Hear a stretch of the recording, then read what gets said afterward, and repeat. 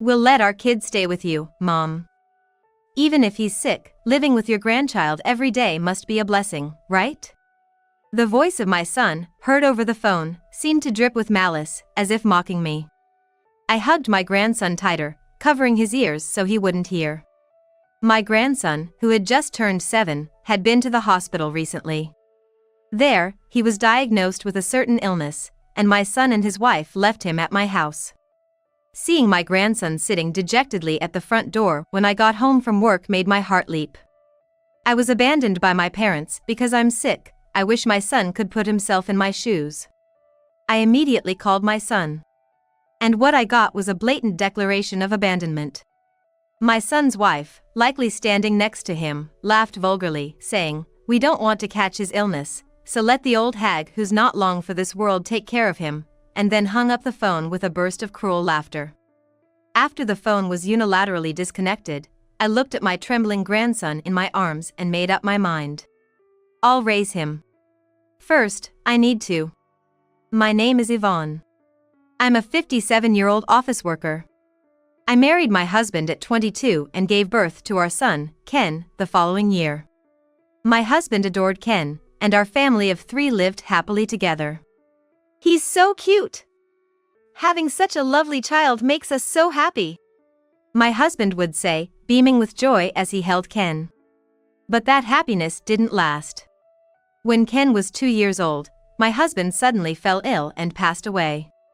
I was devastated, but I knew I had to raise Ken on my own now, so there was no time for me to be sad. Since then, I've worked tirelessly, raising Ken as a single mother. I never remarried. Luckily, since I had been a full-time employee even before I got married, I was able to raise Ken without financial difficulties, managing to support us both on my own. Ken, now 34. He works as a businessman in a normal-sized company, but he's always been somewhat frivolous and easily swayed. He landed his current job somewhat aimlessly, having been nudged into it by a college friends. At 26, he married Maria, a woman his age. Maria has a very strong personality, and I've never had a good impression of her since they started dating. For instance, she frequently visited our home but never once said "excuse me" for intruding upon arriving or leaving. I gently brought this up with Maria at one point, saying, "Maria, it's fine for you to come over, but I'd appreciate it if you could at least greet to me." Maria then defied me with a sullen attitude. "What? Why should I have to greet to you? I'm a guest. I'm doing you a favor by being here. It's seriously annoying to be told what to do." I was taken aback by her defiance, more than I expected. Ken, for his part, told me not to be so strict. I believe it's common sense to say "excuse me" for intruding when visiting someone else's home, but it seems that doesn't apply to Maria. Ken seems to be completely under the thumb of the assertive Maria.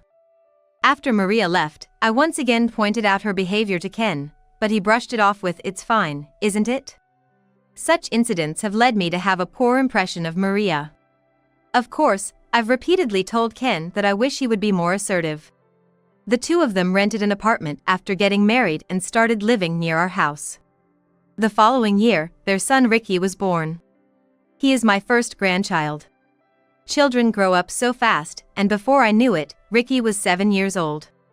One day, as I was coming home from work and my house came into view, I noticed someone sitting at the front door. Who could that be? As I got closer, I realized it was Ricky. Having been busy with work recently and not seeing my son, his wife, or Ricky, I was surprised but also filled with joy at seeing Ricky after such a long time. "Ricky, it's been a while. What are you doing out here?"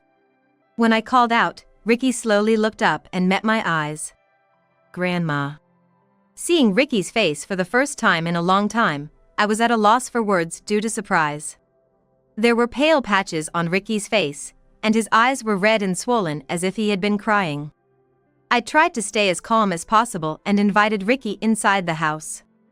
Then I gently asked, "Ricky, what happened? Can you tell Grandma about it?" Ricky nodded slightly and began to speak in bits and pieces. "You see, I got a skin disease. I forgot the name because it was complicated, but they said it's a rare disease. Seeing young Ricky with trembling lips and a pale face pained my heart. A rare disease? Is that really what they said? Yes, Mom and Dad said so. Ever since I got this disease, they haven't looked at me. And then, today, they brought me here in front of Grandma's house and told me to wait for Grandma, and then both Mom and Dad went away. Shocked by Ricky's story, I hurriedly called Ken. I made sure Ricky couldn't hear the conversation by having him stay in the living room to drink some tea while I moved to another room. Ken, I heard it from Ricky. What were you thinking, leaving him in front of our house without any notice to me? Oh, Mom, you're back. Yeah, about Ricky, he got something called pityriasis simplex, a real tough situation. Pityriasis simplex. I remembered hearing that name before. It had been featured on TV once. If I recall correctly, it's something children often get. And it wasn't supposed to be a rare disease. Is that a rare disease? The dermatologist said it's pityriasis simplex. It's a complicated name, so it must be a rare disease, right? So, since we might get infected, Maria suggested that you should take care of him, and I agreed. So, please, Mom, take care of Ricky for us. Thanks a lot. What? Do you call yourselves parents? That's just irresponsible. I was furious at Ken's unbelievable statement and yelled at him. Then, the phone was passed to Maria, and her shrill voice came through. Ken and I are still young and have our whole lives ahead of us. It would be terrible to catch such a creepy skin disease. So, let the old lady who's closer to the end take care of it. Bye. And with that, she hung up unilaterally. Stunned, I quickly pulled out a book from the bookshelf that lists various diseases, their symptoms, and treatments to look up pityriasis simplex. Good. Just as I thought, it's just a common condition. We can handle this. The research confirmed that pityriasis simplex is not a rare disease and that most cases can be cured with proper treatment. Relieved, but at the same time, my anger at my despicable son and daughter-in-law bubbled up. They had arbitrarily decided it was a rare disease based on the difficult name and left him with me because they didn't want to catch it themselves. How selfish. I'll definitely raise Ricky right. I murmured with determination and returned to the living room. Smiling at Ricky, who looked anxious, I reassured him. Ricky, it's okay. Your illness can be cured. Let's go to the hospital together tomorrow. Really? Ricky, who had thought his condition was incurable, sparkled with hope. Yes. It's not a severe disease, so don't worry. And from today, you'll live with Grandma. It's okay. I'll make sure you're happy. Let's enjoy our time together. Ricky looked a bit puzzled at first, but soon nodded and smiled, saying, Thank you, Grandma. Time passed, and 9 years have gone by. I'm now 66, and Ricky is 16. During these 9 years, there has been absolutely no contact with my son and his wife. Recently, Ricky, being in his awkward teenage years, doesn't talk much, but he's grown into a kind child, occasionally cooking meals and showing his gentle side. Now retired, I support Ricky with my pension and my retirement savings. Then, one day, my son and his wife, who disappeared 9 years ago, suddenly showed up at our house. What are you guys doing here after all this time? I asked coldly at the doorstep. After not hearing from them for 9 years, how dare they show up now? Hey, we saw that TV show the other day. Shocking, huh? Ricky, you're amazing. Making that much money at your age. It seems they had seen the recent TV interview, The Teenage Genius Inventor. Maria, standing next to Ken, was grinning, getting patents and all, really incredible. We're talking big money here. Yes, Ricky is talented at inventing and had recently obtained a patent. From their attitude, it was clear they thought Ricky had made a fortune from his patents and came here today with that in mind. Not a single word of concern for Ricky from them, just talk about becoming rich. Such a despicable couple as ever. Then, Ricky appeared behind me. He overheard our conversation. Hey, Ricky. We're here to pick you up.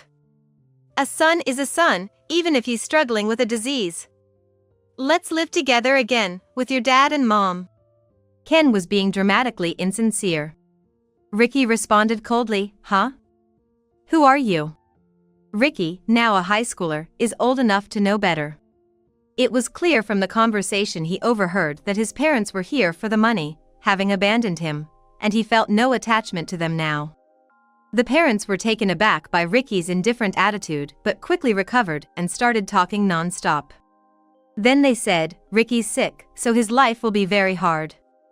That's why Maria and I will support him. What? Don't talk big to me when you abandoned me. Don't pretend to be the father now. Ricky, having listened to them for a while, clicked his tongue in disdain and snorted in derision. I'm also appalled that they still assume Ricky has a severe disease. Ricky's face is all cleared up now, isn't it? Ken and Maria, you've been mistaken all along. Ricky didn't have a rare disease. Pityriasis simplex is just a common condition seen in children. Ricky got completely better about a year later. My explanation left my son and his wife dumbfounded. Then, Ken suddenly changed his tone, tricked. This is nonsense. Why didn't you tell us something so important? Followed by Maria, that old hag kidnapped our child. Took him from us for 9 years. Give us back our child, you kidnapper.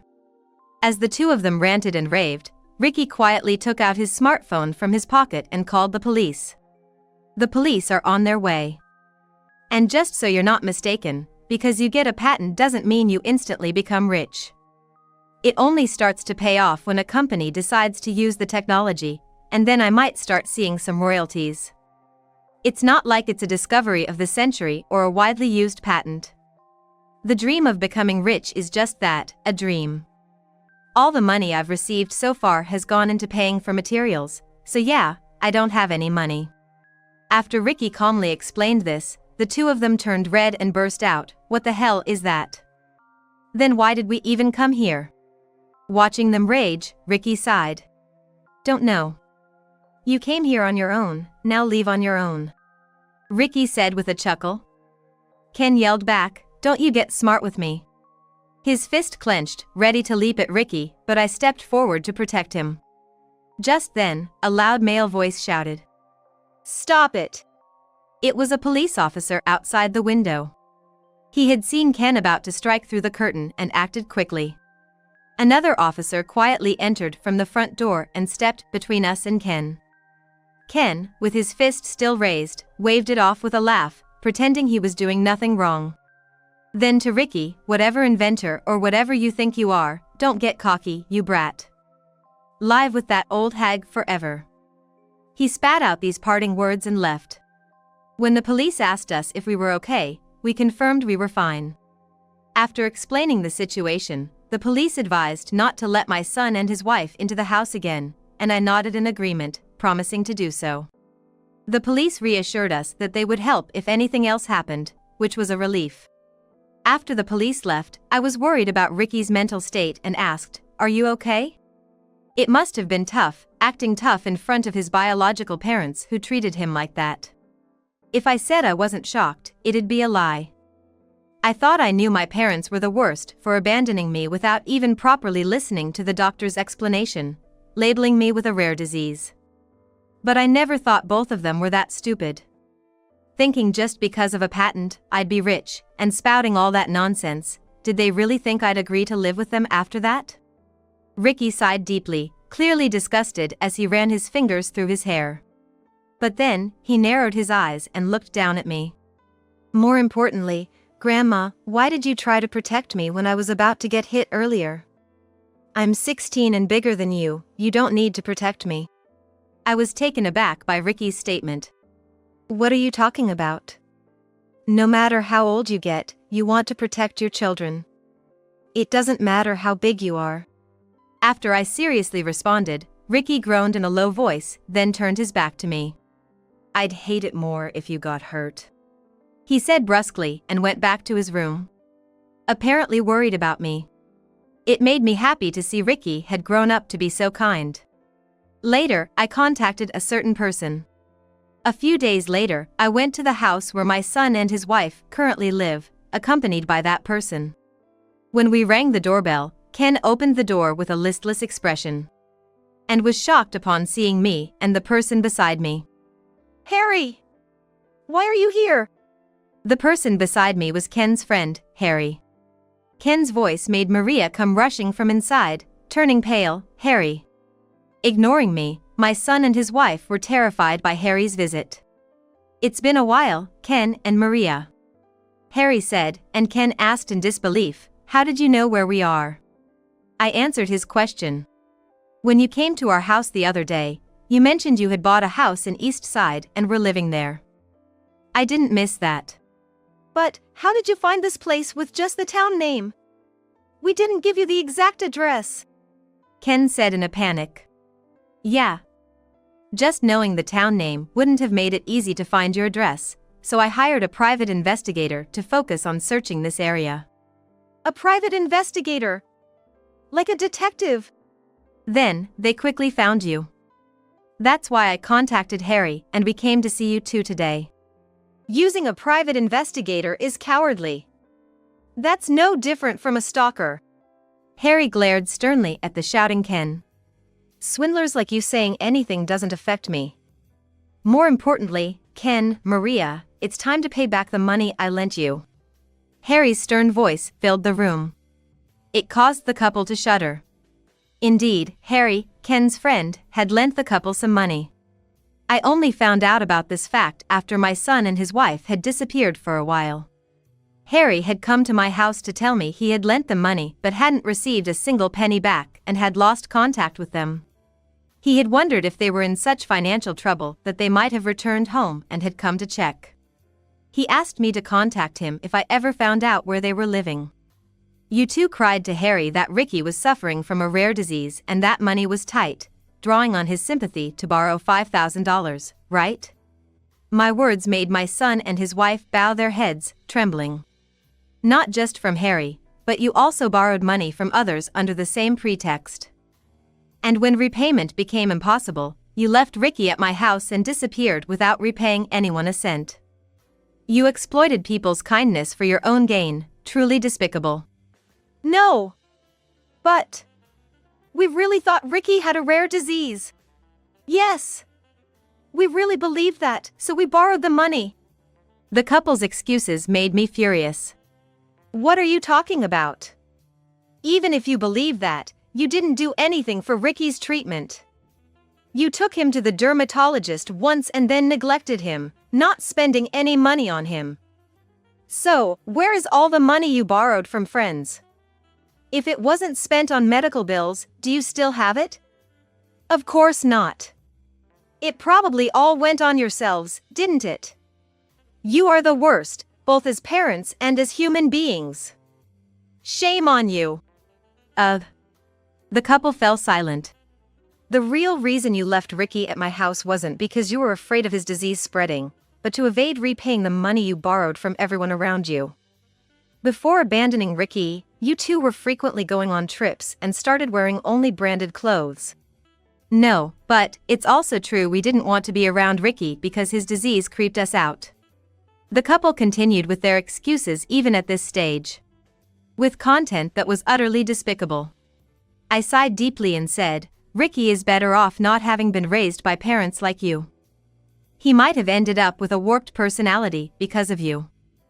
I'm glad he grew up to be such a kind and fine person. The couple made sulky, dissatisfied faces. Harry then sternly told them, I'm in touch with other friends who suffered because of you too, and we're planning to file a class action lawsuit, so be prepared. A lawsuit? Wait, isn't that a bit too much? Too much? How? Unless you can pay back everything you borrowed from me and others right now. But you've spent it all, haven't you? Harry's questioning left the couple speechless. I never dreamed I'd be betrayed by Ken, a longtime friend. After you two disappeared, I was left distrusting people for a while. I will never forgive you. Harry glared at them with eyes full of hatred. I also told my son and his wife, you don't need to worry about Ricky. He's in high school now and can think for himself, so please don't contact us, firmly pushing for estrangement. Months later, despite being threatened, it seemed Ken and his wife still hadn't paid back the money. They were sued by a group of people from whom they had borrowed money. Each person's claim might not have reached $10,000, but when there were 10 or 20 people, they saw no way to repay their debts. The couple ended up having to sell the house they had bought just a few years ago. However, since they had a mortgage, most of the sale went to paying that off, and the little that was left vanished as compensation without leaving anything behind. It was unbelievable they had to give up their residence, their most valuable asset. But it seems they decided to sell the house because they were planning to come back to my house. I only realized this after some time had passed since the lawsuit. A furious call from Ken was how I found out. Mom! Hey! Our house is gone! What's going on? What do you mean? Just like the for sale sign says, I sold the house and the land. It's obvious if you look, isn't it? I had decided to sell the house and the land even before they were sued. According to a real estate agent, vacant houses are hard to sell these days, so it's better to demolish the house and sell the land. Following their advice, I demolished the house and put it on the market. Thanks to its good location, it sold quickly. The money went towards moving expenses for Ricky and me. Actually, Ricky has been attending a high school quite far away, and commuting from that house took a long time. That's why we moved closer to his high school and now live there together. As I explained this, Ken started to make a fuss with a loud voice. What? So where are you living now? We sold our house and have nowhere to live. We were planning to live with you, Mom, so give us your address. There's no way I'd tell you. One of the reasons I sold the house and land was because I wanted to cut ties with you. I won't tell you where we live now, and I'm going to block your number so don't ever contact us again. What? That's too harsh. Behind Ken, I could hear Maria's scream of despair. The harsh ones are not me but you too. It seems like you haven't reflected at all, but you should at least take a moment to reflect on your own actions. The last thing I can say as a parent is just that. Goodbye. After saying that, I hung up and set their numbers to be blocked. Despite being threatened so much, Ken and his wife hadn't paid back the money yet and were living in a rundown apartment under severe conditions. Later, I consulted with the lawyer Harry hired and reconsidered my relationship with Ricky. Up until now, I had been raising him as a grandparent, acting in place of a parent. However, the existence of Ken and his wife was negatively affecting Ricky. That's why I thought about becoming his legal parent and having Ricky as my son in a legal sense. If approved, this would mean that even after I pass away, the inheritance would have to be divided between Ricky and Ken. It may prevent Ken from taking everything. I decided to check Ricky's feelings about it. Ricky, I want to adopt you. Not just as grandma and grandson but officially as mother and son. What do you think? Of course, I want to respect your feelings. After a moment of silence, Ricky said with a shy smile, yeah. I want to officially become your son. After confirming Ricky's feelings, I contacted the family court with the help of a lawyer. Due to the awful actions of Ken and his wife, the adoption was relatively easily approved. Probably also because Ricky is now 17 years old. Ricky and I successfully completed the adoption process. Though Ricky is still in the midst of adolescence, it made me very happy that he chose me over his biological parents. Ricky, talented in inventing, continues to challenge various things, and I enjoy watching his growth while living a peaceful life.